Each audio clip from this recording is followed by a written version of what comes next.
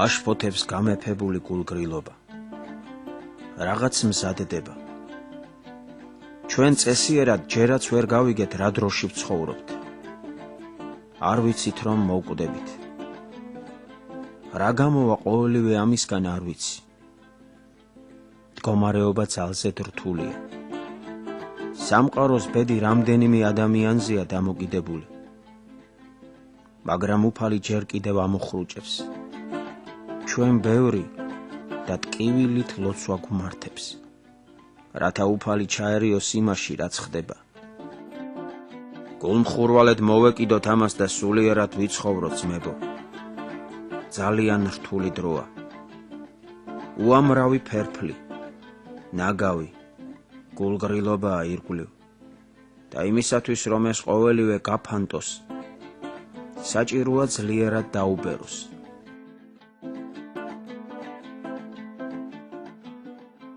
მოხუცები ამბობდნენ, მოვა დრო, როდესაც ადამიანები დაიწყებდნენ წიხლების კვრას. და აი, ანგრევენ გალავნებს. არაფერს უწევენ ანგარიშს. საშინელებაა. დადგა ბაბილონის აღრევის ხანა. საჭიროა საღვთო ჩარევა. ჩნდება ზოგიერთი ევროპული ავადმყოფობა და ისინი სულ უფრო ვრცელდება. ერთმა ოჯახის უფროსმა ინგლისში მცხოვრებმა კვიპროსელმა მითხრა, ჩვენ სულიერი საფრთხის წინაშე ვართ. მთელი ოჯახით უნდა გავიქცეთ ინგლისიდან. მამა ქალიშვილზე ქორწინდება, დედა ვაჟზე.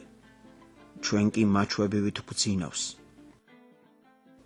მე არ მოგიწოდებ სატირლად, ძმაო.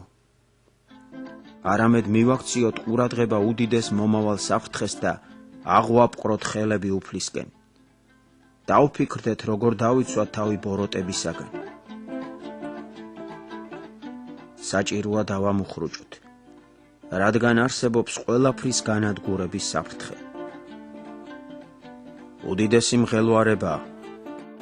ხალხი ფუტკარივითაა.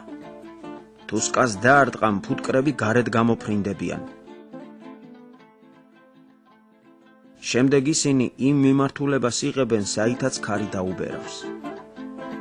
თუ სამხრეთის ქარია, სკაში დაბრუნდებიან. თუ ჩრდილოეთის გაფრინდებიან.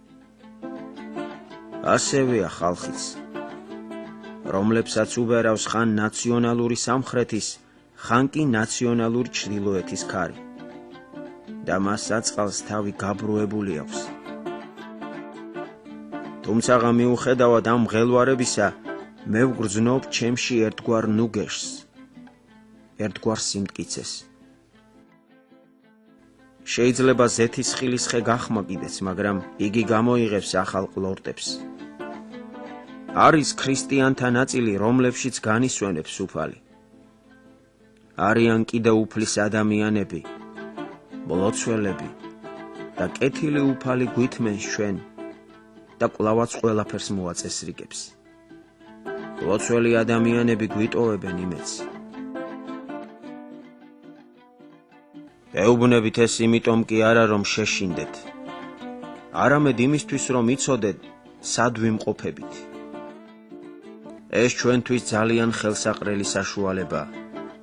სიძნელეთა, ტანჯვათა დღესასწაულია. იყავით ქრისტესთან, იცხოვრეთ მისი მცნებების თანახმად და ილოცეთ, რომ შეძლოთ სიძნელეების მოგვარება. დავიცხროთ ვნებები, რათა მოვიდეს საღვთო მადლი. და ჩვენი ცხოვრება იყოს უფრო ზომიერი.